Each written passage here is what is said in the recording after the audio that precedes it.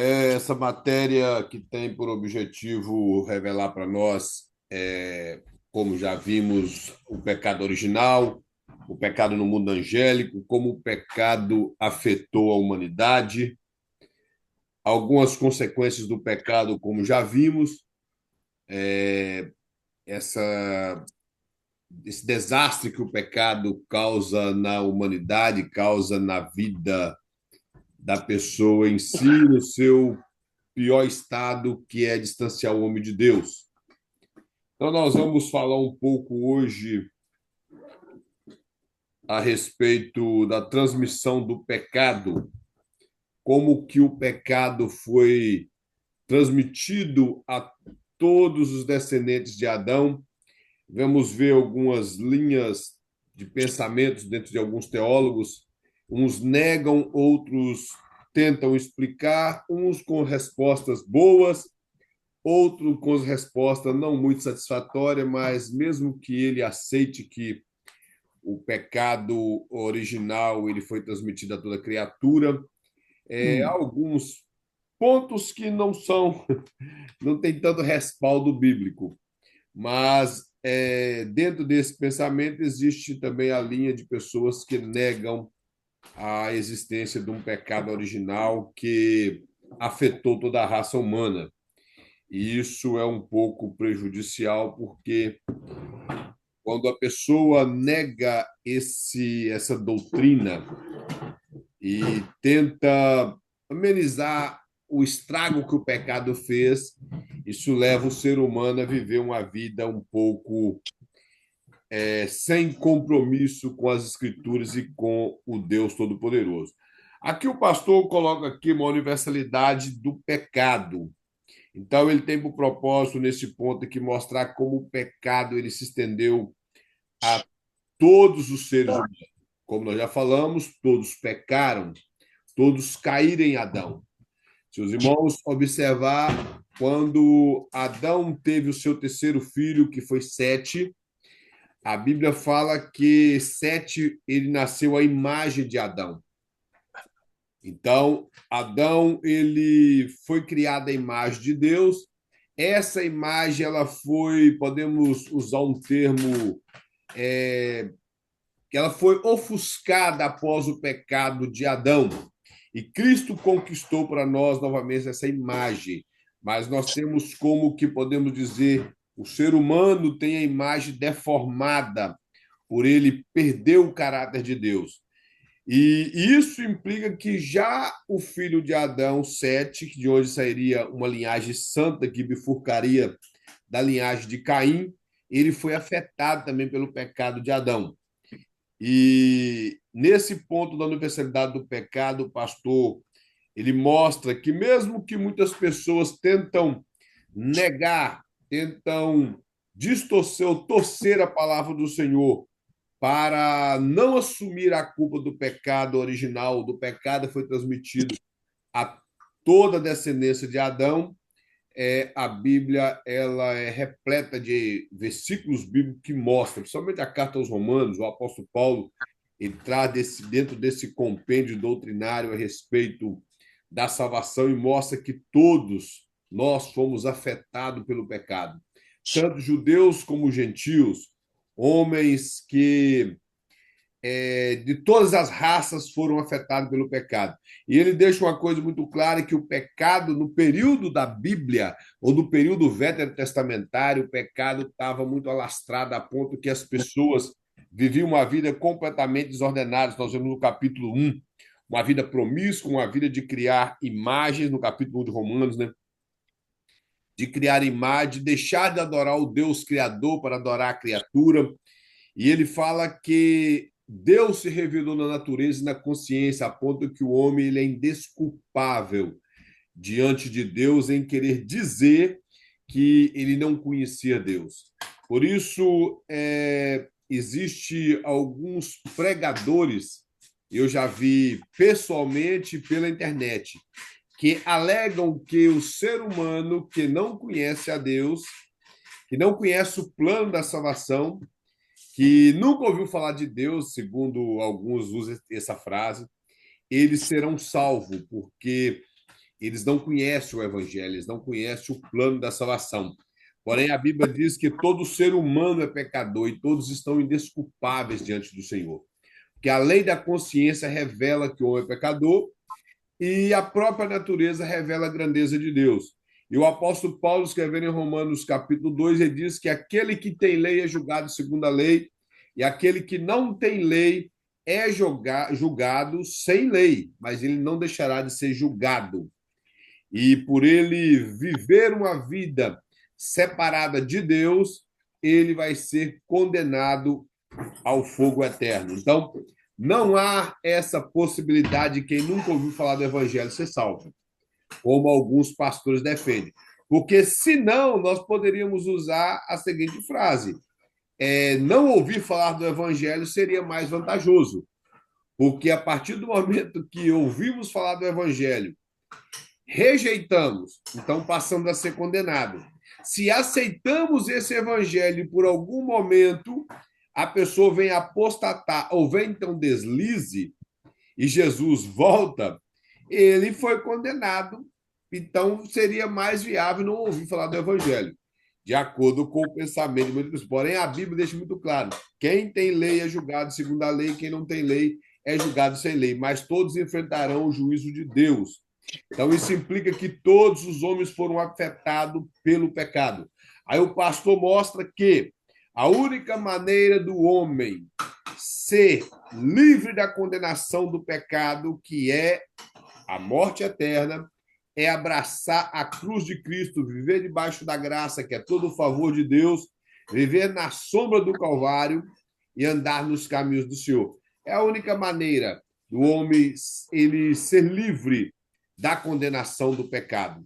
Quando nós estudamos a doutrina da salvação, nós entendemos que a salvação ela tem os seus processos. Os teólogos chegam a dividir se é uma linha teológica, que não está na Bíblia, que isso é uma argumentação, né, teológica, de maneira que organiza a doutrina da salvação, e fala que a doutrina da salvação ela teve a sua atuação no passado, quando nós fomos salvos, entregamos a nossa vida a Cristo. Ela tem a sua atuação no presente, que estamos sendo salvos, como diz o apóstolo Paulo, e nós ainda estamos sendo salvos, por isso nós desenvolvemos a nossa salvação, e seremos salvos de uma vez por todas, como quando fomos glorificados. Então, são as três etapas da salvação, que nós fomos justificados, isso implica que nós fomos salvos no passado. Nós vivemos uma vida de santidade, implica que nós estamos sendo salvos e vamos ser glorificado no arrebatamento ou ressurreição dos santos. Isso mostra que nós estaremos eternamente salvos com Deus. Então, a única maneira do homem ele alcançar isso é através de abraçar a graça, que ela é um dom de Deus, não tem esforços humanos, como eu já falei na aula passada. O pecado ele nos afetou de uma maneira que nós não temos condições de, por nós mesmos, escolher Deus. E há até um certo tipo de pensamento que as pessoas podem dizer, mas se o pecado nos afetou dessa forma, por que o mundo ele ainda permanece e tem pessoas que fazem coisas boas? O muito que uma pessoa não cristã, porque existe pessoas não cristãs que fazem coisas boas. Isso ainda é o quanto Deus é misericordioso, que Deus ainda ele deixou no homem a sua graça e a sua misericórdia para que os homens não viessem a destruir-se por completo. Então, quando nós encontramos uma pessoa que ele não é cristão e ele tem atos bons, isso ainda é a misericórdia de Deus. Então, não implica em nada a ver com a pessoa ser boa, ela é salva, ou a pessoa que é honesta, ela é salva. Ser salvo é entrar debaixo da graça de Deus e abraçar a cruz de Cristo. Isso é ser salvo. Aí o pastor mostra aqui, irmãos, o segundo ponto. É relação do pecado de Adão com a raça humana. Nós já falamos disso um pouco. Não, sem problema, meu irmão. Também nós tivemos um atraso na aula aqui, assim, devido ao link, então não tem problema. Então, nós já falamos, irmãos, que o pecado de Adão ele foi transmitido para toda a raça humana, porque nós temos Adão como nosso tronco genealógico. Então, Adão caiu e toda a raça humana caiu com Adão. Aqui o pastor mostra que há interpretações que negam que o pecado de Adão foi transmitido à raça humana. Nós já falamos um pouco dele, que é de Pelágio. O pelagianismo, que foi uma doutrina difundida por Pelágio, um teólogo do século 3 e 4 depois de Cristo, melhor, século 4, né? Século 5 depois de Cristo, foi 418. E esse teólogo ele disseminou a doutrina que o homem ele não nasce pecador. Como eu falei na aula passada, ele ao chegar a uma razão de entendimento, ele desenvolve o pecado, ele aprende a pecar. E isso, biblicamente, nós temos vários versículos bíblicos que mostram que o homem ele é pecador por nascimento. Ele não aprende a pecar. E mais à frente nós vamos até falar um pouco em relação a como que se vê o pecado na criança. O pastor ele abordou esse assunto. Então, o pelagianismo ele tem sido reavivado nos dias de hoje. Há uma linha da Igreja Católica que nega o pecado original, outros não. Existe uma linha católica que aceita o pecado original, mas o pelagianismo ou semi-pelagianismo tem sido reavivado nos dias de hoje. Nós vemos alguns teólogos que eles querem negar a existência de um pecado original e que o ser humano ele é bom e por ele ser bom ele tem capacidade de não pecar. A única maneira de nós não pecarmos é vivendo debaixo da graça de Cristo. E isso eu digo de não viver uma vida de pecado em prática, mas o muito que nós buscamos, lutamos, sempre estamos tropeçando em alguma coisa. Ele mostra a interpretação liberal em relação ao pecado original. Ao liberalismo teológico, eles também tentam tirar a culpa do pecado de sobre esses teólogos que pregam isso. Então, eles negam de forma do Pelágio a doutrina de um pecado original e que essa questão de pecado é apenas um conceito. Seria um conceito de religiosos. Alguns até alegam que é um conceito da religião para poder fazer com que as pessoas sejam presas debaixo da autoridade de um livro e de certos homens. Então, o liberalismo teológico tem um pensamento assim, que o pecado é como se fosse invenção de líderes religiosos para manter debaixo desse pensamento a respeito do pecado pessoas. Traduzindo, seria manter pessoas debaixo do cabresto, uma massa de manobra, causando pânico nas pessoas para que elas possam viver subalterno à autoridade de um líder. E isso é o pensamento liberal, irmãos. Não é a maneira que nós cremos. Isso é a linha que o pastor está colocando aqui, de alguns pensamentos em relação ao pecado original. Ele coloca aqui no meio da interpretação neortodoxa que alguns teólogos eles consideram o relato da queda um mito. E daqui também surge até o pensamento do espiritismo kardecista, que quando nós, como eu falei no início da aula, quando nós tiramos o capítulo 3 de Gênesis da Bíblia, acabou a história da humanidade. Essa é a realidade. Se nós arrancarmos os 11 primeiros capítulos da Bíblia, não faz sentido, nenhuma parte da Bíblia mais fará sentido. Nem João 3,16, que é o texto áureo da Bíblia, faria sentido, sem os 11 primeiros capítulos da Bíblia. E principalmente se nós negarmos o capítulo 3 de Gênesis, nós estaríamos tirando uma das. Para mim, a parte mais principal da Bíblia em relação a revelar quem nós somos e por que nós precisamos de Cristo é o capítulo 3 de Gênesis. E nesse pensamento neortodoxo, onde essas pessoas querem utilizar a Bíblia, porém, tentando levar as pessoas a acreditar que histórias como Gênesis 3 é uma lenda, é simplesmente uma alegoria, ou falar que é uma história fictícia que foi colocada ali simplesmente para levar o povo de Israel, que estaria entrando na terra prometida, a não viver como as demais nações e tentar viver uma vida separada.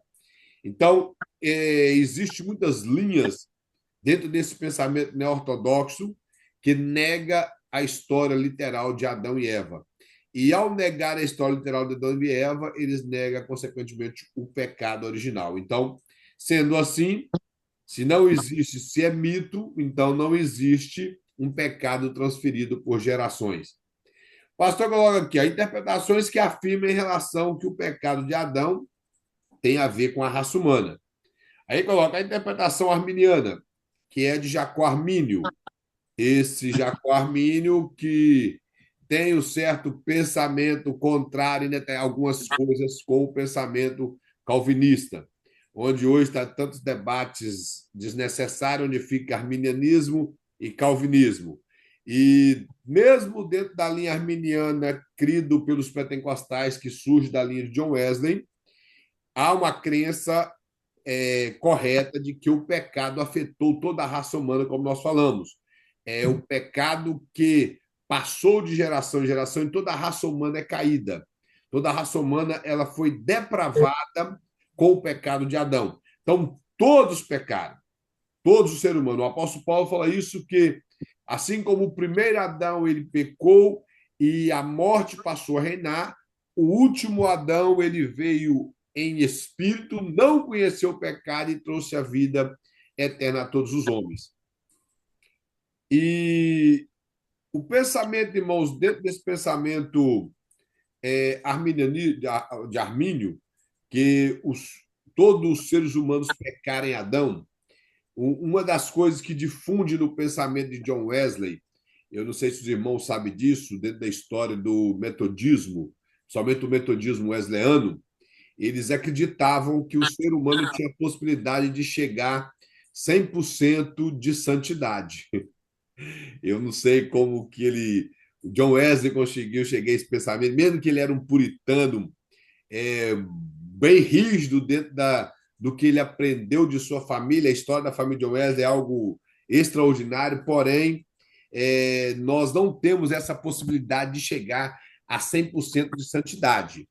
E eu, quando tinha uns 6, 7 anos que eu tinha aceitado a Cristo, tinha um rapaz lá na igreja, nossa Assembleia de Deus, que ele falava que ele achava ser cristão muito fácil.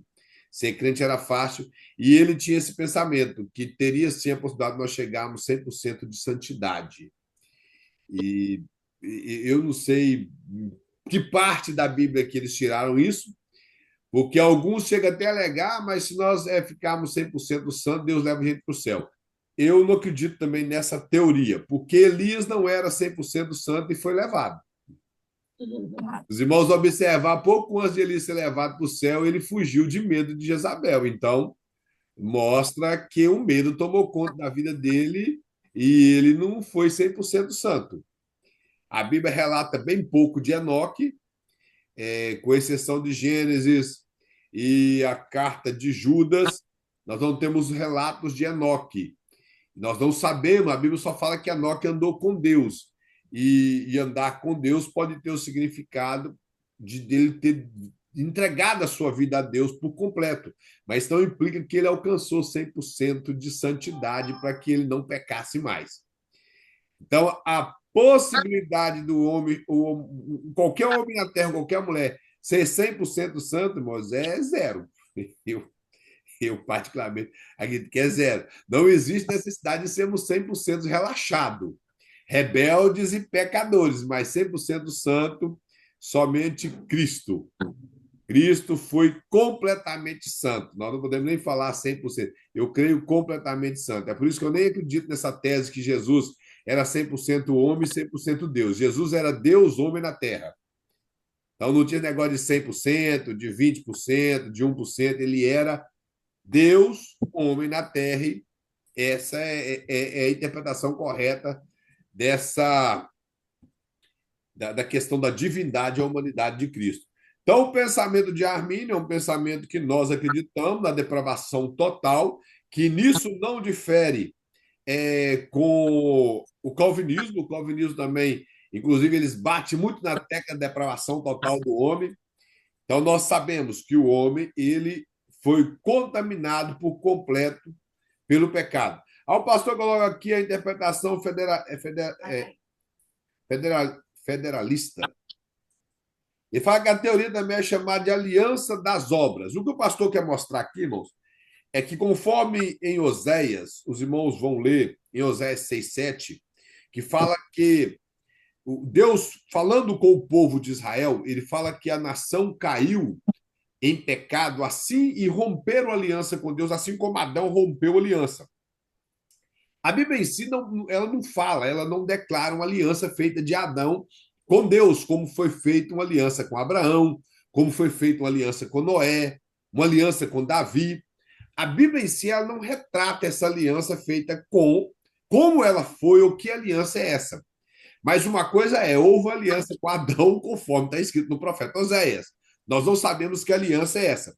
O pastor ele coloca aqui dentro da linha teológica desse povo federalista que essa aliança pode ter sido uma aliança que todas as pessoas reinariam com Adão nessa terra, sendo ele podemos dizer, o nosso pai, e todos estariam com ele nesse mundo, se não tivesse acontecido o pecado, estaríamos todos reinando com ele, de um mundo perfeito.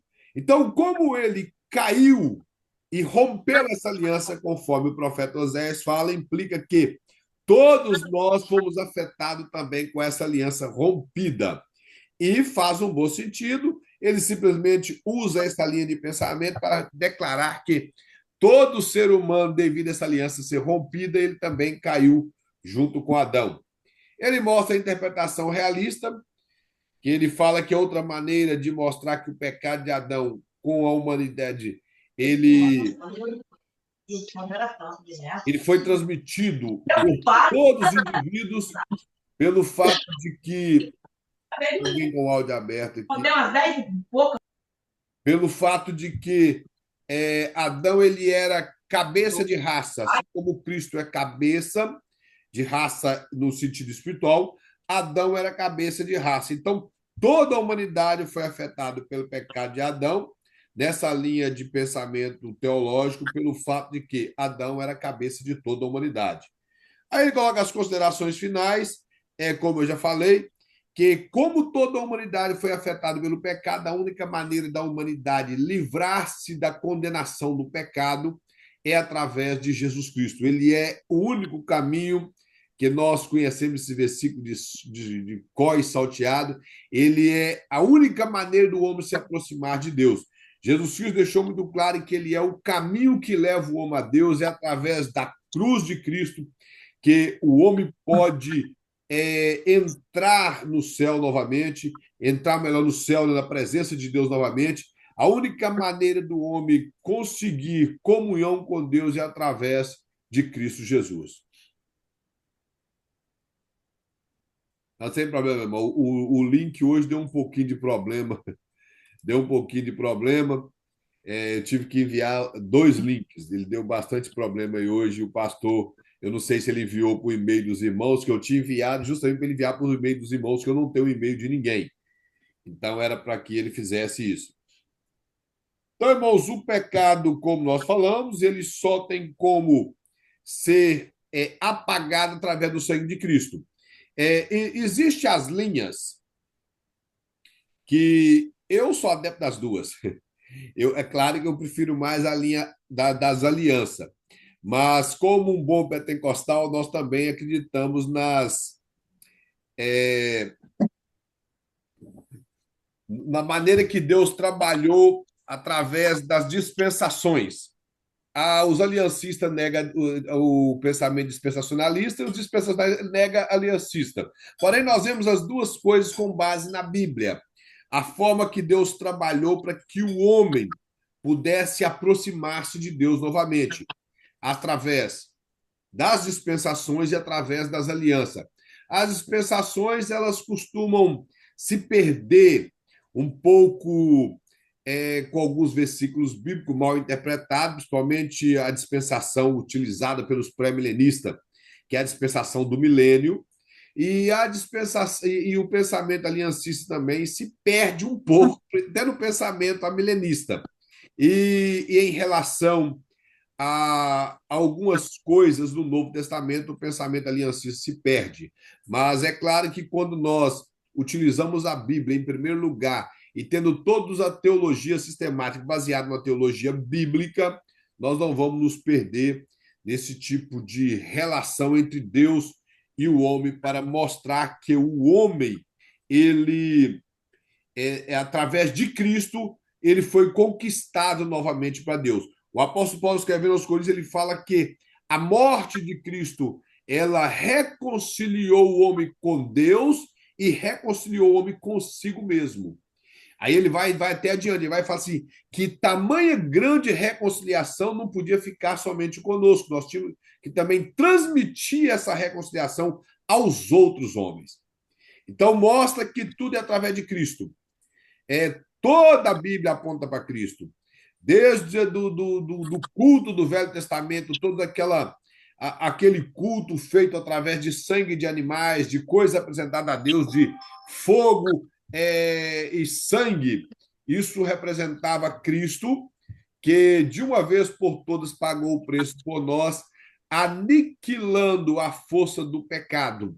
Cristo venceu o pecado, segundo o apóstolo Paulo, na carne do pecado, porém ele não conheceu o pecado e venceu o pecado por nós. Nós fomos salvos na cruz da nossa culpa do pecado e viveremos eternamente com Deus sem pecado, porque Cristo ressuscitou, e a Bíblia fala que por ele ter ressuscitado, nós também seremos ressuscitados ou transformados de acordo com os acontecimentos da vinda de Cristo. Aqui o pastor coloca, irmão, pecados reais que cometemos. Ele fala que todas as pessoas são pecadores perante Deus. Essa parte nós já falamos em relação de que todos conheceram o pecado. Aí ele coloca aqui que no segundo ponto, porque o primeiro ponto não há necessidade de nós falarmos novamente. Ele fala, será que nossa capacidade limita a nossa responsabilidade? O que o pastor quer falar aqui, moço, foi o que eu falei no início, que nós não somos...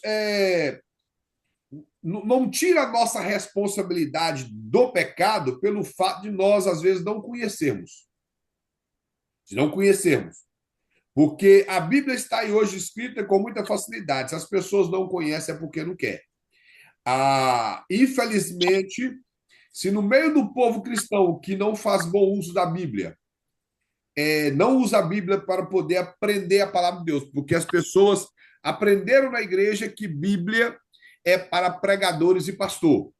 Então, ou seja, aquele período das trevas que a Igreja Católica implantou no cristianismo da época, ele parece que ele vale até hoje. A Reforma Protestante, que trouxe a Bíblia para o povo, valeu só no século, até o século XVII. As pessoas hoje são cozinhadas na preguiça para estudar a Bíblia. Então, a verdade é, nós temos a nossa responsabilidade. E a responsabilidade do ser humano, ela está sobre ele. Não tem como ele tirar isso simplesmente por alegar, eu não conhecia o plano de salvação, eu não conhecia a Bíblia. As pessoas rejeitam os pregadores, rejeitam as pessoas que anunciam a palavra de Deus, somos criticados, as pessoas não querem fazer uso da Bíblia, e como eu já disse, os próprios crentes, hoje é por isso que nós temos umas igrejas fracas, onde não se pode... a verdade, irmão, que um assunto igual esse de pecado não é falado em muitas igrejas hoje em dia, porque pecado é o tipo de mensagem que não dá like, não dá seguidor, não faz sucesso, não enche igreja. Então, é muito complicado falar sobre isso hoje. E as pessoas querem apagar isso para que não tenha responsabilidade. Mas o que o pastor mostra aqui é que as nossas capacidades não limitam a nossa responsabilidade. O ser humano ele é responsável pelos seus atos. Eu não acredito. Eu acredito sim na soberania de Deus e na responsabilidade humana. Não acredito da maneira que muitos calvinistas pregam. Eu acredito sim que o homem ele é responsável pelos seus atos e Deus governa todas as coisas. Eu acredito.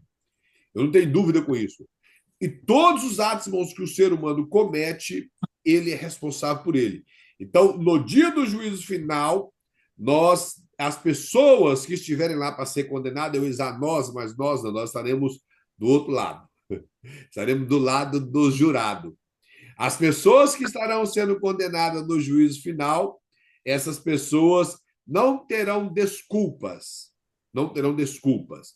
E, inclusive, o apóstolo João, ele vê um julgamento do período dele, claro, não do nosso período hoje. O período de hoje, se fosse abrir iPad, computador e muitas coisas, seria mais fácil. Mas ele vê no período dele onde se abriam rolos de livro.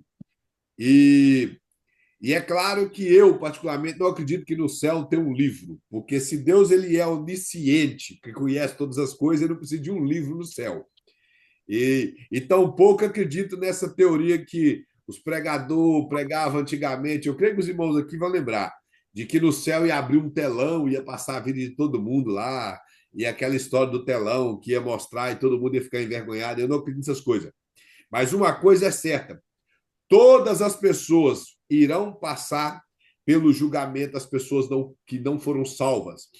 Nós não sabemos como esse julgamento vai acontecer, quanto tempo vai durar, porque, na verdade, na eternidade não existe tempo. E esse período já vai ser como que próximo da eternidade, então nós não sabemos como que será. Mas uma coisa é certa: não haverá desculpa de que eu não sabia. Isso não tem como se desculpar.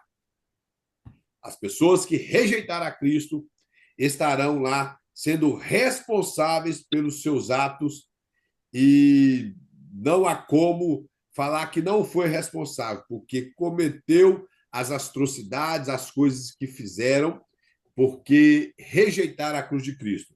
Outra coisa que o pastor coloca, que é como eu disse, é se por um acaso crianças elas podem ser culpadas pelos pecados. O que, é que os irmãos pensam? Alguém pode abrir o áudio e fazer um comentário, se quiser, em relação a crianças. Existe até a linha de pensamento, quanto tempo com a criança ela pode cometer um pecado, se a criança já nasce em pecado, se a criança tem pecado herdado de seus pais, ou, por exemplo, se a criança ela vai ser condenada ou não pelos seus pecados, como existe pensamentos que sim, outros que não. O que, é que os irmãos pensam a respeito disso? Pode abrir o áudio, vamos falar. Não vão ganhar 50 pontos e nem 100 e nem 600 da prova, porque eu não tenho essa autoridade para fazer isso, mas os irmãos podem participar. E o pastor faz aquela pressão, né? Eu vou dar 75 pontos, a isenção da prova. Então, eu uma vez fui isento da prova. Os irmãos vão lembrar que eu fui isento uma vez da prova. O irmão Zé de Souza até me acusou um dia lá de ser o gatilho mais rápido do Oeste. Quando o pastor terminar de fechar a boca, eu já tinha respondido. Então, eu não posso fazer isso para os irmãos, mas os irmãos não podem participar. Os irmãos têm alguma noção como que é a questão da criança, se eles cometem pecados? Todo mundo em silêncio? Então, irmãos, o pastor coloca aqui o seguinte, que de acordo com as escrituras, não há uma idade correta para mostrar se uma criança é ou não responsável pelos seus pecados. Existe a linha de pensamento judaico, a linha de pensamento dentro da psicologia, e algumas igrejas até ensinam que a criança ela é responsável pelos seus pecados e por isso elas serão condenadas. E vai esse tipo de pensamento. Igual existe a linha de pensamento, principalmente na, na linha da predestinação, que alegam que as crianças, sim, são responsáveis pelos seus pecados e elas se elas não são predestinadas, isso os irmãos podem procurar na internet, que eu não estou inventando, se elas não são predestinadas, elas irão para o inferno. Não importa se morreu prematuro, se nasceu e morreu com 4, 5 anos, 6, não importa. Se ela não for predestinada, ela não irá para o céu. Se Jesus voltou em uma criança, estava aqui na terra e não era predestinada, ela vai ficar. Existe dentro desse pensamento calvinista, que para mim isso é um pensamento dos calvinistas bem absurdo, que se a criança tem pai crente e ela vem a morrer, então ela é salva. Aí eu fiquei sem entender nada.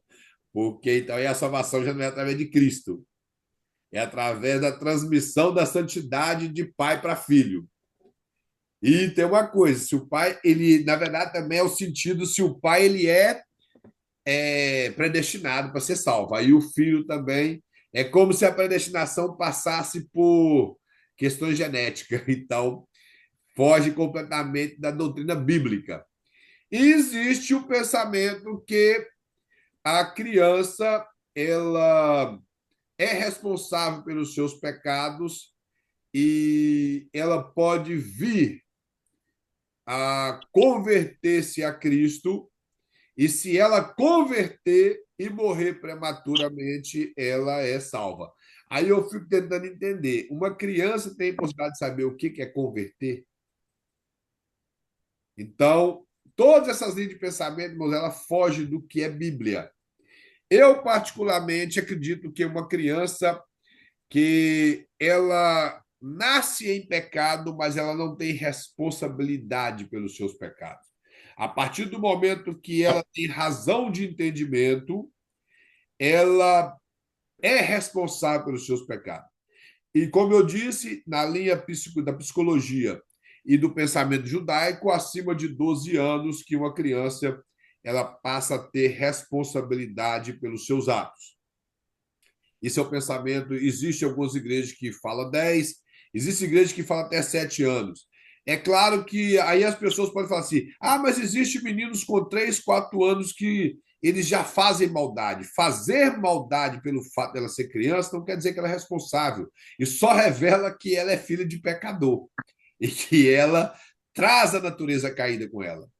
Porque nós podemos observar que a capacidade que uma criança tem de negar algo para outra, isso nada mais é do nosso da nossa queda, e o egoísmo já parte desde criança. Mas eu não creio que uma criança é responsável pelos seus atos. Aí há tantos tipos de pensamento, como que vai acontecer, principalmente na linha de pensamento pré-tribulacionista, que quando Jesus voltar, as crianças serão arrebatadas, as que tiver no ventre vai desaparecer, alguns falam que a barriga da mulher vai murchar, esse tipo de coisa. O pensamento pós-tribulacionismo não existe isso. Então, crianças não irão sumir, nem da barriga e nem da terra. Então, esses tipos de pensamentos é que essas linhas teológicas que faz esse embaraço todo no que realmente a doutrina bíblica quer ensinar. Eu, como eu disse, eu acredito que as crianças elas não são responsáveis pelos seus atos, mas elas já nascem em pecado. Todos os seres humanos nascem em pecado. O pastor coloca várias passagens bíblicas aqui. A mais conhecida que eu já falei é a de Davi, quando ele declara no Salmo 51 que em pecado ele nasceu e em iniquidade a mãe dele lhe concebeu. Então, mostra que ele já nasceu dentro herdando a natureza caída de Adão.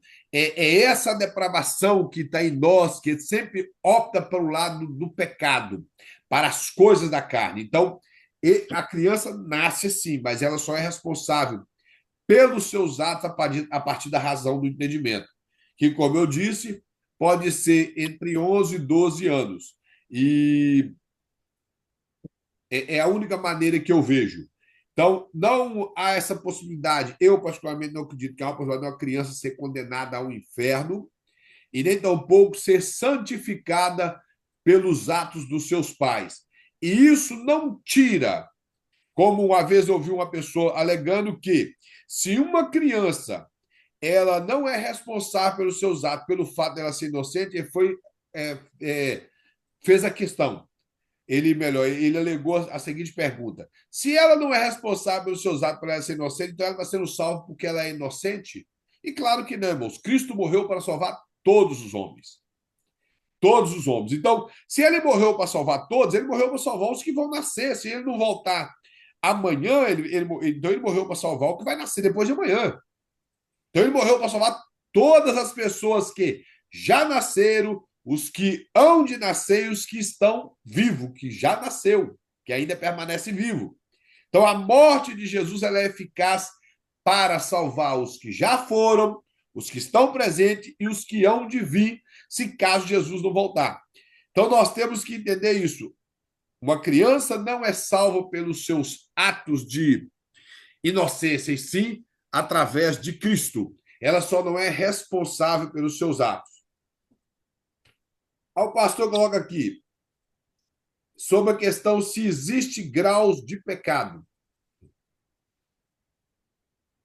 Na aula que os irmãos tiveram com o pastor de Teologia Sistemática 1 e 2, o pastor abordou algumas coisas em relação ao pecado. Eu não me recordo qual das irmãs, mas alguma irmã, ela até fez uma pergunta em relação ao que é blasfêmia contra o Espírito Santo e em relação à culpa legal ou grau de pecado.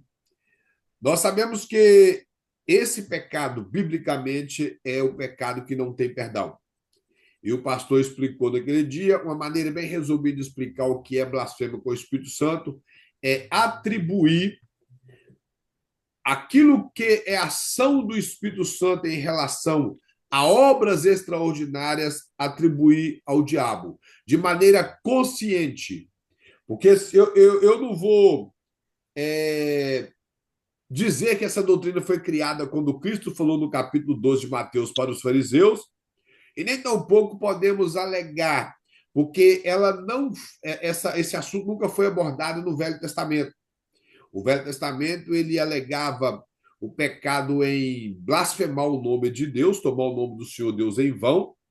Então, isso era blasfemar o nome de Deus, mas não falava de difamação, que blasfemar quer dizer difamar a pessoa do Espírito Santo. Sabemos que é um pecado. A maneira que Jesus fala é algo muito sério e mostra que é uma pessoa consciente. Os fariseus eram pessoas conscientes, conhecedores das Escrituras, e a partir daquele momento eu acredito que Jesus ele explana essa doutrina que se nós atribuirmos a ação do Espírito Santo de maneira consciente para o diabo, nós blasfemamos contra o Espírito Santo. Se os irmãos observarem o contexto, os irmãos vão ver que, movido por inveja, simplesmente uma questão religiosa e de inveja, os fariseus tentaram tirar aquela ação gloriosa de Cristo para roubar o coração dos seus ouvintes. Então, se nós agimos assim, nós blasfemamos contra o Espírito Santo.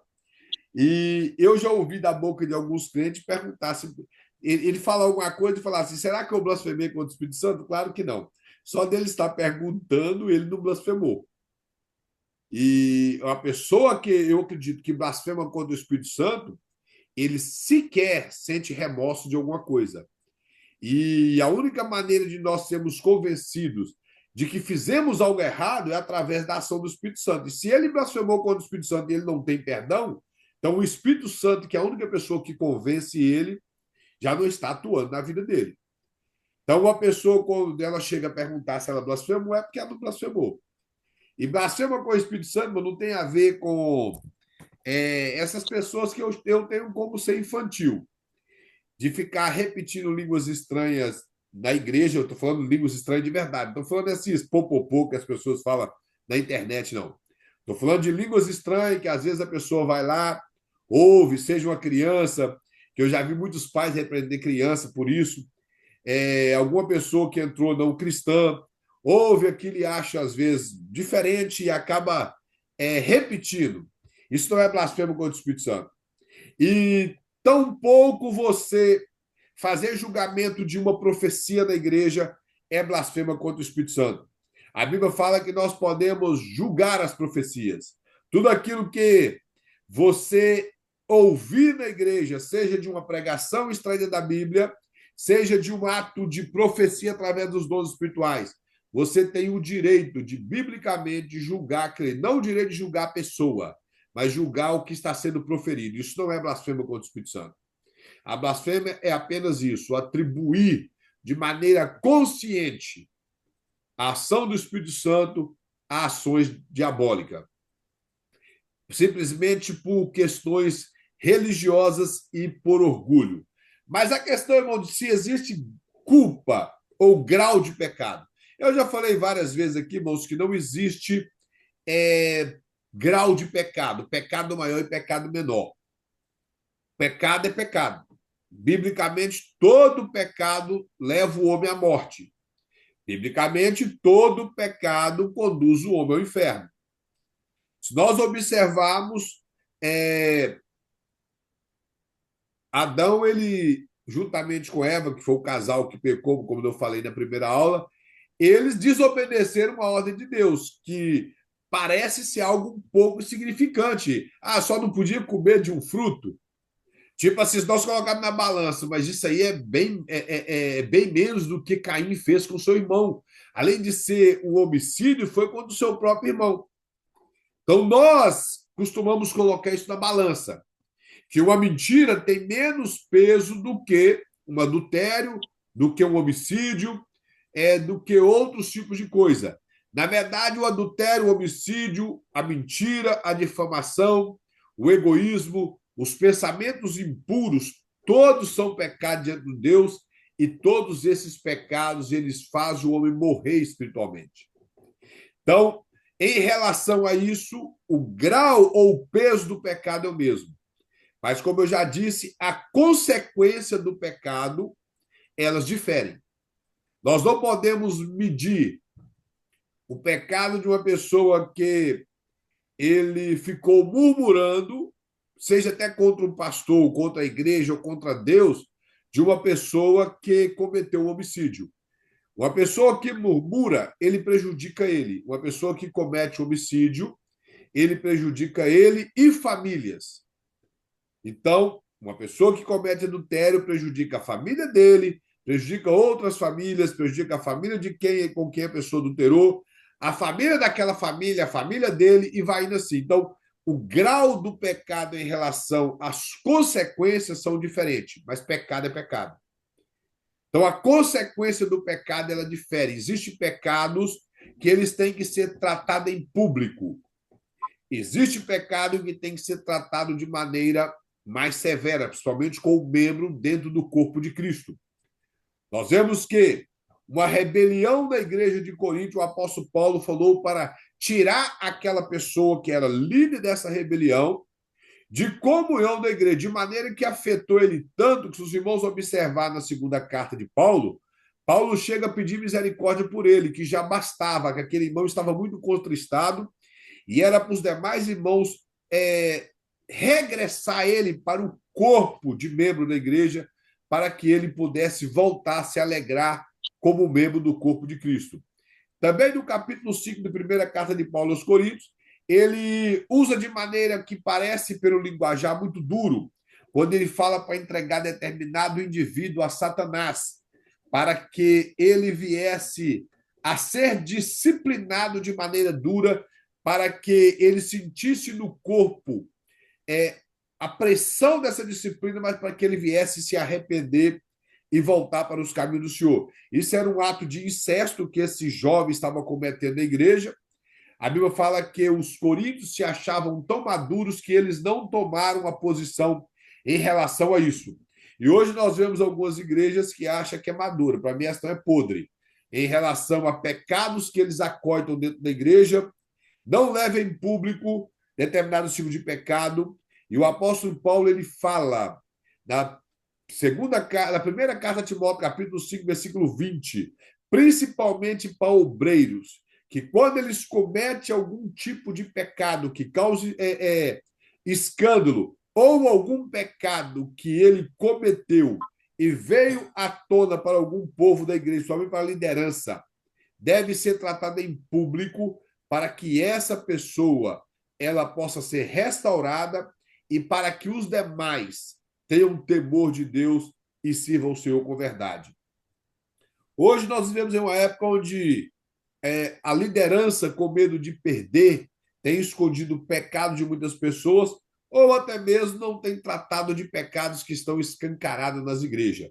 Então, o pecado e a sua culpa, o grau de pecado, ele não existe, pecado é pecado, mas o pecado tem que ser tratado. As consequências do pecado são maiores em determinados atos de pecado que as pessoas cometem. Aí o pastor coloca que a culpa é legal. Ele fala que no tocante à posição legal perante Deus, qualquer pecado, mesmo aquilo que nos parece um pecado leve, torna-se legalmente culpado perante Deus. Como eu já falei, a culpa é essa, não importa qual pecado que é. E eu sempre digo, são os supostos pecadinhos que vai fazer com que no arrebatamento ou na volta de Cristo, muitas pessoas deixam de ser salvas por isso, por achar que pecadinhos não faz diferença. E são esses pecadinhos que têm prejudicado a igreja, têm feito muitas igrejas mortas nos dias de hoje, ou mornas. Se os irmãos observar uma coisa na igreja de Laodiceia, aquela igreja não tinha pecado de desvio teológico, não sei se os irmãos já observaram, como tinha na igreja de Tiatira, como tinha na igreja de Sardes, como tinha na igreja de Éfeso, uma igreja que era ortodoxa demais, porém uma ortodoxia engessada, que faltava amor. A igreja de Tiatira era uma igreja com idolatria. A igreja de Sardes, uma igreja governada por uma falsa profetisa. E a igreja de Laodiceia era uma igreja que não teve problema com desvio doutrinário, não teve problema com falsos profetas no meio dela, mas era uma igreja completamente morna, uma igreja que Cristo não tinha autoridade sobre ela, Cristo nem sequer fazia presente naquela igreja, era uma igreja com falta de zelo, uma igreja riquíssima, porém com um povo dominado pelo orgulho, um povo dominado pela ganância, pelo expressar a maneira magnífica que eles vestiam, se julgavam ser pessoas porque a cidade de Laodiceia era uma cidade muito próspera. Então, era um povo que se julgava melhor do que todos, porém, Cristo não fazia parte daquela igreja. Então, irmãos, o problema de muitas igrejas, às vezes, não são os pecados que causam tanto escândalo, ou os pecados gigantescos, como as pessoas costumam colocar na balança, mas esses supostos pecadinhos que de orgulho, de falta de união, de soberbas, de avareza e de idolatria a si mesmo, e vai esses tipos de coisa que vai tomando conta de muitas igrejas que as pessoas estão caminhando hoje com os seus cultos, indo à igreja, fazendo ali as suas reuniões rotineiras, porém, uma igreja morna, somente de rótulo que Cristo está como estava na igreja da Odisseia, do lado de fora. O pastor coloca aqui consequências na vida e no relacionamento com Deus. Nós já falamos isso, irmão, como foi afetado a vida espiritual do homem. O homem ele foi criado de maneira perfeita, tinha uma comunhão extraordinária com Deus. O texto da Bíblia não fala, eu espero que os irmãos entendam isso, o texto não fala que Deus descia na virada do dia, todos os dias, para conversar com o homem. Deus, a Bíblia não fala isso. Eu ouço muitos pregadores, muitos ensinadores dizer isso. A Bíblia não diz isso, a Bíblia sugere. Sugerir uma coisa, afirmar é outra. A Bíblia sugere que Deus descia, ou descia é um termo nosso, né? Porque Deus ele ocupa todo o espaço em todos os lugares, então ele não tem como nem descer nem subir. Mas o que o texto sugere é que não sabemos se é toda virada do dia ou se era uma vez ou outra. Porque, como o texto fala que Deus veio procurar Adão, na linguagem nossa, que Deus, ninguém consegue fugir dos olhos dele. Na virada do dia, Deus veio procurar Adão após a queda e Adão se escondeu, o texto que nós conhecemos.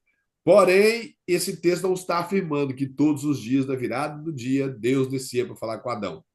O texto sugere. Então, implica que, digamos que Deus viesse todos os dias para falar com Adão, pessoalmente, ou que se fosse uma vez por semana, já era lucro demais. E Adão, ele tinha uma comunhão magnífica com Deus devido à perfeição que ele foi criado. Ele, logo após Eva, criada perfeita também, o casal era perfeito. Então, a comunhão deles com Deus era algo magnífico, algo sem explicação. A Bíblia não relata com clareza a maneira que eles tinham essa comunhão com Deus.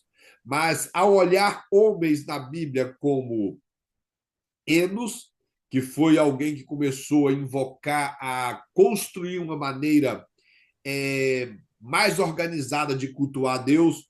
Vemos o próprio Noé, que foi um homem chamado de justo diante de Deus.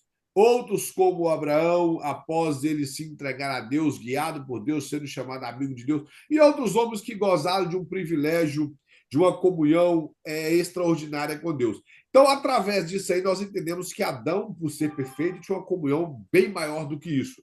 Mas após a queda, esse relacionamento foi afetado.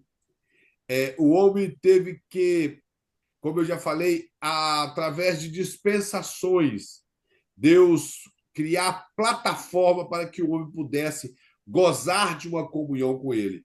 E em todas essas dispensações e em todas as alianças, o homem falhou.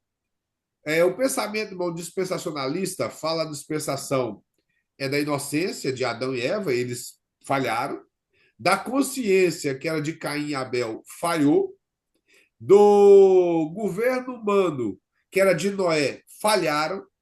Da patriarcal, que é de Abraão, Isaac e Jacó, falhou. Existe quem alega que José era patriarca, mas Jó, biblicamente, patriarca era Abraão, Isaac e Jacó. Então, na patriarcal, falharam. Na lei, com Moisés, falharam. Na da graça, é uma luta. E dentro do pensamento dispensacionalista teria a última dispensação, que é o milênio, que mostra que o homem também vai fracassar no milênio, dentro do pensamento dispensacionalista. Nas alianças, nós olhamos que a aliança com Adão, como foi dito no início, o homem falhou. Na aliança com Noé, que é chamada aliança noética, o homem falhou. Logo após, poucos anos depois de sair da arca, o homem comete a falha de independência, novamente, como eu falei, na Torre de Babel, o homem falha. Na aliança com Abraão, Isaac e Jacó, o homem falha. Na aliança mosaica, o homem falha. Na aliança davídica, o homem falha. E na aliança com Cristo, o homem ainda tem falhado, tem virado as costas para Cristo, preferindo viver independente. Então, nós vemos que ainda a tendência do ser humano é muito caída. Então, esse relacionamento foi afetado por completo. Toda a mente humana é afetada pelo pecado. As Escrituras falam, como o pastor mostra aqui, que aí ele fala que há níveis de gravidade do pecado na vida do ser humano. E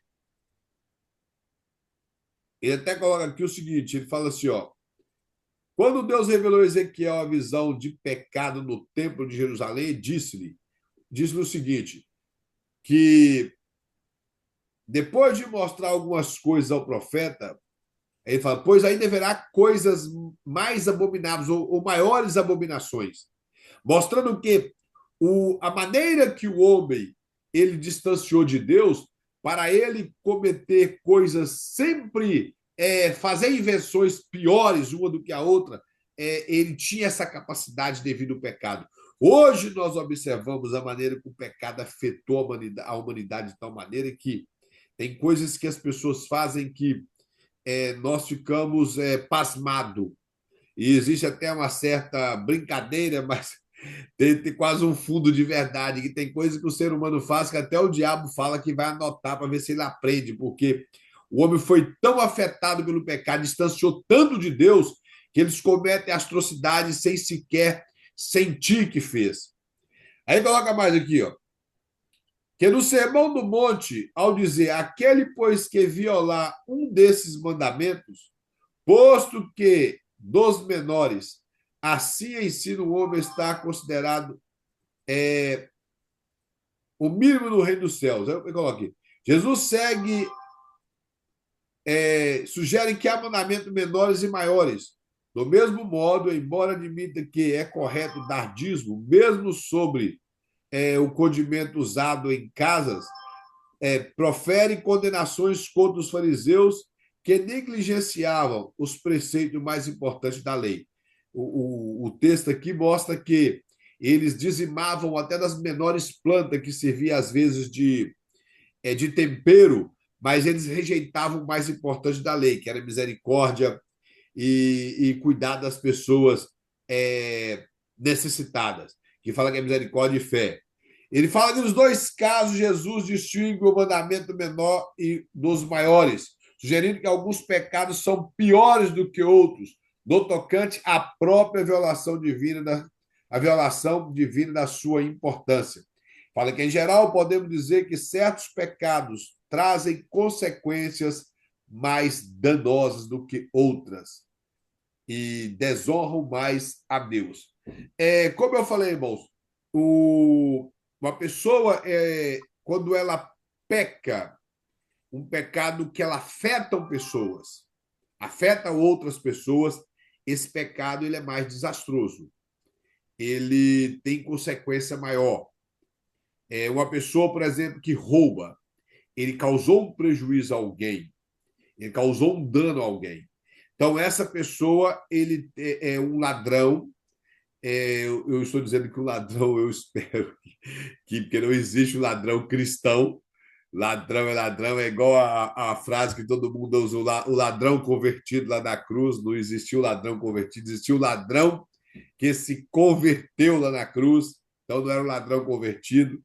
Então, o ladrão, quando ele causa um prejuízo a alguém, diante da lei humana, da justiça terrena, ele pode até não sofrer tanto agravo que ele deveria sofrer, devido o Código Penal de muitos países, eu não vou falar só do Brasil, eles são condicionados a quem está ali na frente, seja do judicial ou até mesmo da própria delegacia para liberar a pessoa ou não, mas diante de Deus, da perspectiva divina, essa pessoa causou um prejuízo a alguém, ele precisa de ressarcir a pessoa aquilo que prejudicou.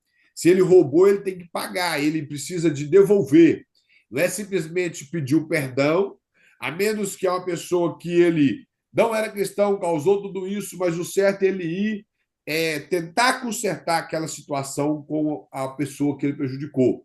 E, infelizmente, nos dias de hoje, dentro das igrejas, existem igrejas que muitas pessoas, sem temor algum, causam certos prejuízos financeiros à igreja, ou até mesmo de forma escondida, tentam roubar da igreja, roubar do caixa da igreja, pessoas desonestas. Essas pessoas elas têm consequências no mundo vindouro de maneira pior, irmãos. Nós temos que ser verdadeiros, porque o pecado ele só é perdoado quando ele é confessado. E o pecado confessado ele tem que ter a confissão daquilo que é. Se a pessoa roubou, ele tem que alegar para Deus que ele roubou. E se ele precisa restituir, ele precisa restituir. Se a pessoa que é adultério, ele tem que consertar isso com a esposa, com a família que ele prejudicou. E isso tem que ser falado da maneira correta.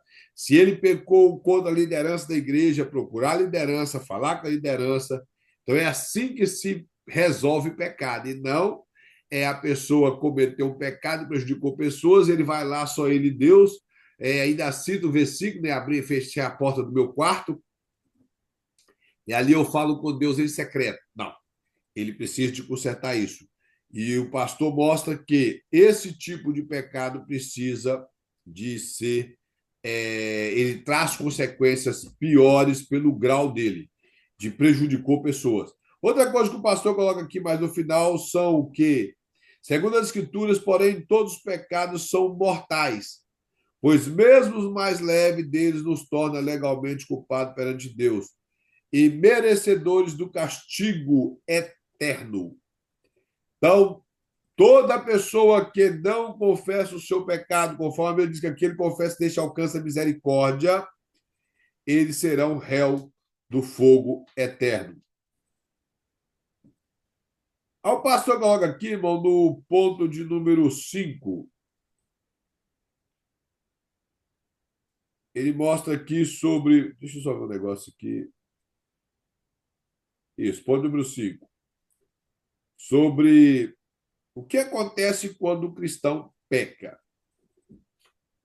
Porque quando nós aceitamos a Cristo, isso não implica que nós ficamos, como eu disse, santos 100%. Até então, estava tratando do pecado de várias formas. Agora, o pastor está colocando especificamente quando um cristão comete um pecado. Ele fala: nossa posição legal perante Deus fica inalterada. Ele fala: embora esse assunto pudesse ser abordado adiante, juntamente com a adoção ou a santificação dentro da vida cristã, convém certamente abordá-lo aqui. Ele fala: quando o cristão peca, sua posição legal perante Deus permanece inalterada. Ele ainda assim é perdoado, pois já nenhuma condenação aos que estão em Cristo Jesus. A salvação não se baseia nos nossos méritos, mas na dádiva gratuita de Deus. O que o pastor quer dizer aqui é que quando nós que somos salvos em Cristo, como eu disse que nós estamos desenvolvendo a nossa salvação, se cometemos um deslize, vamos dizer que cometemos um pecado de forma acidental, não aquele pecado que nós adotamos como o filho mais bonito, e sim um pecado acidentalmente em nossas vidas. Quando confessamos esse pecado, nós somos perdoados. Então, o que o pastor quer mostrar? Que não altera em nossa vida, que não altera em nossa salvação, a partir do momento que nós pedimos perdão. E para pedir perdão no pecado cometido, é assim que comete o pecado. Nós cedemos à voz do Espírito Santo, porque se nós cometemos um pecado, irmãos, e vivemos tranquilamente, nós estamos com a mente cauterizada, já estamos, como diz, com a mente amortecida a ponto que não sentimos nada. Então, quando um cristão comete um deslize, um pecado, quebra um dos mandamentos de Deus, ou deixa de fazer algo que é um mandamento positivo, que ele, como eu falei no início da nossa matéria, que os pecados não são apenas aquilo que nós não podemos fazer, e sim aquilo que deveríamos fazer e não fazemos, se torna pecado também, que são os pecados, os mandamentos positivos, e devemos pedir perdão a Deus de imediato. Tem pessoas que imaginam que porque ele pecou, seja o pecado que for, que na mente dele são os pecados mais grosseiros, ele precisa de esperar passar um espaço de tempo para que ele possa pedir perdão. Não. Nesse espaço de tempo é um espaço perigoso que o diabo engana pessoas que, se ela vier a perder a vida, como que ela vai se arrepender, já que ela está dando espaço de tempo? Se Jesus voltar, como que essa pessoa vai se arrepender? Então, cometeu um pecado, somos cristãos, temos o Espírito Santo, somos convencidos, porque o diabo nunca vai falar na cabeça de um crente, irmão. Pede perdão. O diabo não vai falar isso. Ele vai falar para não pedir. Então, se ouve uma voz, arrependa-te agora, é o Espírito Santo. Não precisa pensar que é o diabo, não vai ser, não. Então, é criado dentro do pensamento cristão, principalmente os crentes pentecostais, uma cultura que cometeu um pecado, tem que esperar um espaço de tempo para pedir perdão. Jesus não perdoa, irmãos, pecados por prestação. Ele perdoa de imediato. Se a pessoa cometeu um pecado, a Bíblia diz: eu vos escrevi para que não pequeis. Porém, se todavia pecar, lembra-te que tem no céu um advogado junto ao Pai, Jesus Cristo justo. A Bíblia fala que se nós confessarmos os nossos pecados, ele é fiel e justo para nos perdoar, e o sangue de Jesus nos purifica de todo pecado. Então, nós não precisamos de esperar passar um tempo. Ah, eu vou esperar passar 2 horas. Vou esperar passar um dia, amanhã, assim que clarear, eu, ao orar pela manhã, peço perdão. E se o dia não clarear para você, como que vai pedir perdão? Então, pecou, arrepende-te o mais rápido possível. Não precisa ficar com vergonha. Vergonha é não pedir perdão. Outra coisa que o pastor coloca aqui, nossa comunhão com Deus se interrompe e nossa vida cristã se prejudica. Ele fala assim, ó, quando pecamos, ainda que Deus não deixe de nos amar, ele se desgosta conosco. Mesmo o homem pode amar alguém e, ao mesmo tempo, se desgostar com esse alguém. Com qualquer pai, pode confirmar, ou qualquer esposa, ou qualquer marido. Aí fala assim, Paulo nos diz que o cristão pode entristecer o Espírito de Deus, conforme Efésios 4:30. Quando pecamos, quando pecamos, lhe causamos pesar, e ele se desgosta conosco. O autor dos Hebreus lembra que o Senhor corrige a quem ama. Citando Provérbios 3:11, versículo 12, e que o Pai espiritual nos disciplina para aproveitamento e fim de sermos participantes da sua santidade. O pastor nos mostra aqui que, quando nós cometemos um pecado, interrompemos a nossa comunhão com Deus, aquele prazer que nós tínhamos com Deus, que Deus tinha em nós, passa a ser interrompido. E a única maneira de tornarmos essa comunhão, refazer ela, é a confissão do pecado. Então, quando nós pecamos e distanciamos de Deus, deixamos o tempo passar, vamos enfraquecendo, porque a apostasia não vem de hoje para amanhã. Ninguém levanta pela manhã e fala assim, estou apóstata. Não, a apostasia ela é o abandono da fé devagarinho. As pessoas vão esfriando, esfriando, esfriando, até o momento que já não sente mais o que é pecado, não sente mais falta de uma vida espiritual, não sente mais desejo de estar entre irmãos, de estar na casa do Senhor, de pregar, de adorar. Então ela se apostata, ela abandona a fé. E o pecado ele provoca isso. A pessoa ela interrompe a sua vida espiritual, ela prejudica a sua comunhão com Deus. Por isso o pastor coloca aqui que Deus, ele quando nós pecamos, ele se entristece conosco, ele nos corrige porque ele nos ama. E ele se entristece, ele afasta porque ele é santo, que nós não podemos calcular ou explicar o tamanho da santidade de Deus. Para nós terminarmos essa parte, o pastor coloca aqui o perigo dos evangélicos não convertidos. Parece até uma contradição, evangélicos não convertidos. O que o pastor quer mostrar aqui são pessoas e fala que, ó, embora o cristão genuíno que peca, não perca a sua justificação ou adoção perante Deus, convém deixar bem claro que a mera associação a uma igreja evangélica e mera conformidade exterior aos parâmetros cristãos de conduta esperada não garante a salvação. O que o pastor quer mostrar aqui, irmãos, são supostas pessoas que dizem cristãos, dizem fazer parte da igreja de Cristo, do povo evangélico, porém não são convertidos, não passaram pelo novo nascimento, não renunciaram para pegar a cruz, para tomar a cruz, e não abandonaram a vida de pecado. Querem viver uma vida, os irmãos, desculpe o termo um pouco pesado, mas viver uma vida de parede meia com Satanás.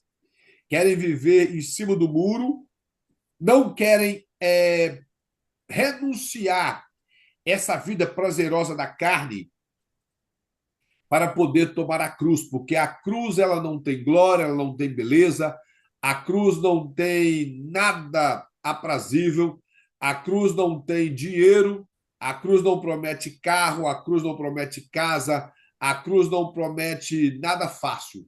Então, esse tipo de pessoas. Aqui na América, irmão, nós temos algumas igrejas aqui que, como eu já falei, as pessoas começaram a achar que é chique carregar o nome de evangélico. Passou a ser bonito falar que é cristão. E se você falar assim, o que é ser cristão? Muitos deles não sabem. Esses dias eu estava ouvindo na determinada igreja um pastor pregando, o pastor veio do Brasil, pregando nessas igrejas aí de um povo meio misturado, esse povo meio mesclado. E o pastor estava falando uma coisa interessante que ele perguntou quantas pessoas que tinham muitos anos de crente ou que nasceu no evangelho. Aí ele falou assim, ele fez, eu estava vendo pela televisão, pela expressão do rosto dele, ele ficou espantado. Aí ele falou, ó, 96% das pessoas aqui tem conhecimento do cristianismo desde novo, desde muitos anos. Ele foi e perguntou, quantas pessoas aqui já leram tal livro da Bíblia? Aí não caiu para 20%, diz ele. E ele falou uma coisa muito interessante, que ele disse assim, e quantas pessoas aqui conhecem o que é doutrina da graça? Parece que as mãos baixaram todas, porque as pessoas querem ser evangélicos, mas sem cruz. E não tem como ter graça sem cruz. A cruz revela a graça. A cruz, ela foi quem fez a graça ela ser revelada, ela refletir. Então, se Cristo não tivesse ido para a cruz, não teria graça. E se nós quisermos viver debaixo da graça, que é de graça para nós, mas para Cristo ela custou preço de sangue. Nós temos que viver uma vida de renúncia. Como eu disse no início da aula, a salvação ela é ato de justificação, o ato exclusivo de Deus. É aquele ato que não teve nossas mãos para sermos salvos. É o processo de salvação do passado que Deus fez por nós. Já foi operado um ato de justiça na cruz do Calvário. Cristo, o homem perfeito, que nunca conheceu o pecado, com todos os atos justos e perfeitos, ele morreu por nossos pecados. Então, nossos pecados foram colocados na conta de Jesus. É como se todo o crédito que Jesus tem, ele falou: eu vou colocar na sua conta. Então, quando você, exemplo, deve algo no banco e você deve uma conta impagável no banco, o gerente do banco te chama e fala: olha, eu estou percebendo que você não tem condição de pagar. Eu vou perdoar a dívida. Você é perdoado da dívida do banco. Porém, o seu crédito fica sujo. Os irmãos sabem disso. O crédito fica sujo. O seu nome está lá, que você foi perdoado daquela dívida, mas o seu nome está lá. A graça de Cristo nos alcançou, a justificação de Cristo foi contada em nossas dívidas. Nós somos pecadores, nós devíamos e devemos. Porém, Cristo, a graça dele justificou os pecados de todos nós. Por isso, nós somos salvos já no passado. Fomos salvos. No presente, irmãos, é o processo de santificação. Então, as pessoas que querem viver na sombra da cruz, viver debaixo da graça, têm que adotar o estilo de vida de santificação. Se nós não passarmos pelo processo da santificação, vamos viver de igreja chamado de evangélicos nominais, rotulados. Pessoas evangélicas não convertidas, como o pastor coloca aqui, pessoas sem compromisso com Deus. Então, para sermos salvos, temos que confessar os nossos pecados, tomar a nossa cruz e caminhar com essa cruz. Eu não sei se os irmãos já observou, capítulo 16 de Mateus, cruz é tomada ali por crentes que já estavam caminhando com Cristo. Os irmãos já observaram isso? Era o povo que estava com Jesus, não era ímpios, não era fariseu. Jesus estava falando para os seus 12 apóstolos e para os 70 discípulos que saíram para expulsar demônio e curar enfermos, e para as demais multidão que andava ao lado dele, os demais povos que estavam ali, que caminharam com ele.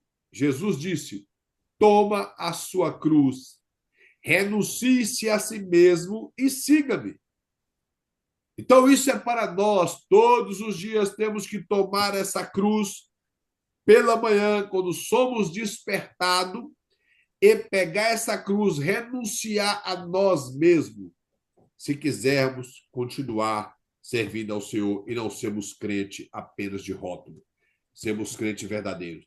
Bom, nós paramos aqui, então, no sexto ponto, de qual seria o pecado imperdoável. Nós falamos um pouco a respeito disso, os irmãos já estudaram na aula passada com o pastor Luiz, mas na próxima aula estaremos abordando a respeito disso, que seria a nossa última aula.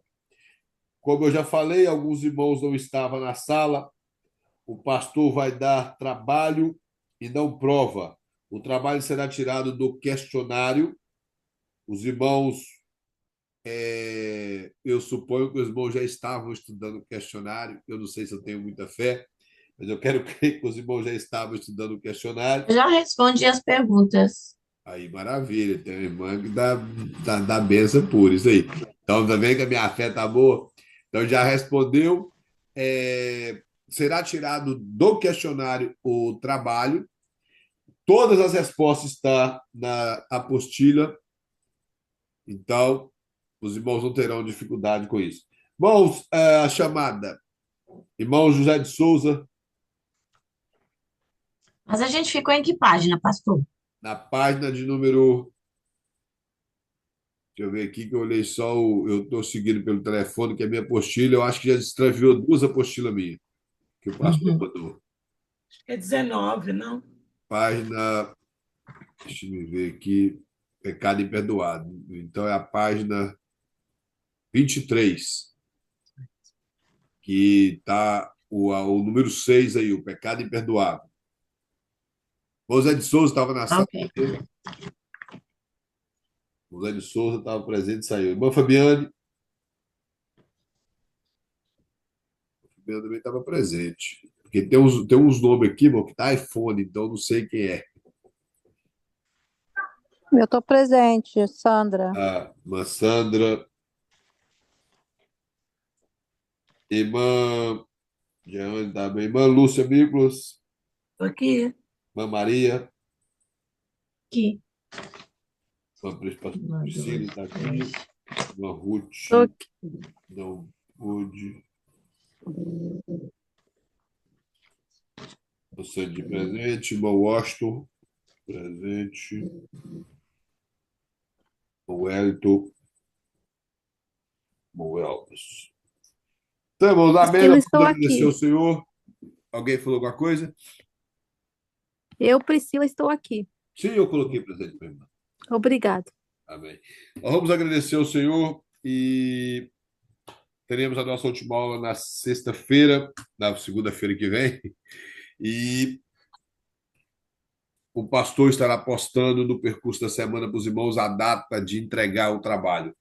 Eu creio que ele dará um tempo bom para os irmãos e os irmãos terão um tempo adequado para responder ou fazer o trabalho de acordo com o que ele apresentar lá. Eu não creio que ele dará todas as perguntas, mas os irmãos já vão respondendo o questionário para ficar mais fácil para os irmãos. Eu gostaria do nosso irmão Wellington, que agradeço ao Senhor. Amém. Oremos. Senhor Deus, obrigado, meu Pai, por esse momento, Senhor Deus, está aqui, meu Pai, aprendendo um pouco mais da tua porção maravilhosa. Kleber, Senhor Deus, dê, meu Pai, sabedoria para ele, Senhor Deus, cada vez mais que ele vem estar aqui com essa aula conosco, meu Pai, para nos ensinar. Em nome do Senhor Jesus Cristo, eu lhe peço, Pai, por cada aluno que está presente nessa aula, e aquele que não pôde estar, Senhor Deus, que o Senhor venha abençoar, guardar, proteger ele, meu Pai, nessa jornada, nessa terra, meu Pai, em nome do Senhor Jesus Cristo. Não nos deixe desviar da tua palavra, do teu caminho, Senhor Deus. O que nós te pedimos e te agradecemos desde já. Em nome do Pai, do Filho e Espírito Santo de Deus. Amém e graças a Deus. Meus irmãos, que todos tenham uma excelente noite, maravilhosa Amém. semana, que Deus possa estar abençoando a vida de todos e fiquem na paz do Senhor Jesus. Amém. Deus abençoe a todos. Boa noite. Amém.